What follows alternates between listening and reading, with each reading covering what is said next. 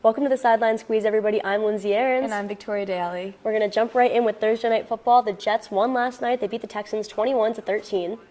You know, Aaron Rodgers is coming off the worst start in his season. The last 8 games, the Jets have been 2-6, 12 passing touchdowns, and he's the second worst when it comes to interceptions. So it's been a very weird start for Aaron Rodgers.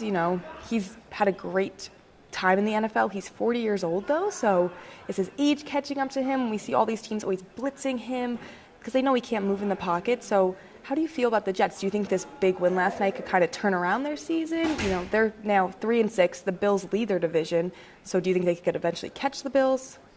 I mean, in terms of Aaron Rodgers, he's definitely not the player that he was. I mean, he's still one of the greatest of all time. But, when you're 40 years old, you're not in your prime anymore. And as for the AFC East, I don't think there's any way the Jets catch the Bills. I think they can maybe sneak in with a wild card spot, but the Bills are just too far ahead that I really don't see that division changing. But you never know. Wild card, teams that make the wild card could go on to win the Super Bowl. So you never know. And they're only 3-6. There's still time, But I feel like the Jets have been suffering a lot this season. They have a lot of Aaron Rodgers to his wide receiver miscommunication. Their offensive line is not on the same page.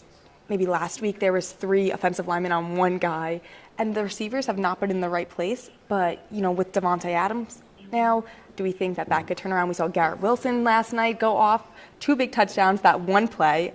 That catch was insane. I mean, that definitely could be catch of the year right there. I mean, I saw people on social media saying, maybe that catch is better than Odell Beckham. As a Giants fan, though, I don't think we can say way. that. I mean, we are close. Giants fans, so maybe we're biased. But even Giants bias aside, I really don't think so. I mean, Odell caught it with 3 fingers. I mean, still, catch of the year, 100%. Catch of, one of the best catches of all time. Odell takes the cake for that, I think. Or that helmet catch in the Giants Super Bowl. David Tyree. I know we're a little bit biased, but I do think that those happen to be the best catches of all time. But Davante Adams did go out in the beginning of the game with a concussion. Thankfully, he came back in the fourth quarter, which the Jets fans needed, as he came back and scored a touchdown to bring the Jets up.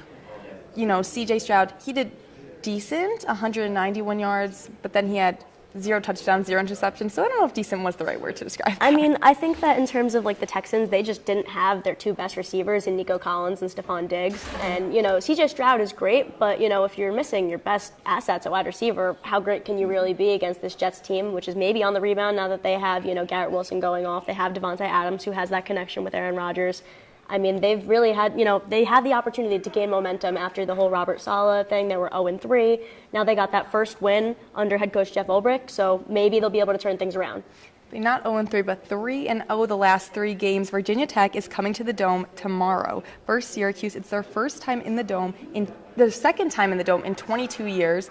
The Syracuse's last home game for a lot of students here. I know, I'm very upset about that since it's my senior year. It's my last home game for Syracuse football, so definitely really sad. I'm hoping they pull out a win, but unfortunately Virginia Tech is favored in this game, so we're going to hope that, maybe that doesn't mean anything because the 2 teams are pretty evenly matched, I would say. The records are pretty similar. Syracuse is 5-2, Virginia Tech is 5-3, so hopefully. Yeah. I know Fran Brown did say that they flushed out a lot of stuff from the Pitt game last week. Do you feel that they are going to be flushed out, or do you think a lot of that stuff is still going to be lingering? But they did also have more time. They had a Thursday night game last week, so they had those extra days to kind of see what they can do. How do you feel about it? I certainly hope they're able to get that all out of their system because that was just an atrocious game last week. I mean, really, really bad game for Kyle McCord. So hopefully he'll have put in the work in practice and be able to come back from that outing and hopefully no interceptions this week after 5 interceptions last week. So we're going to hope that all that extra time with the Thursday night game will give them the opportunity to really turn things around and get into shape. I think Virginia Tech is definitely, though, going to put the pressure on.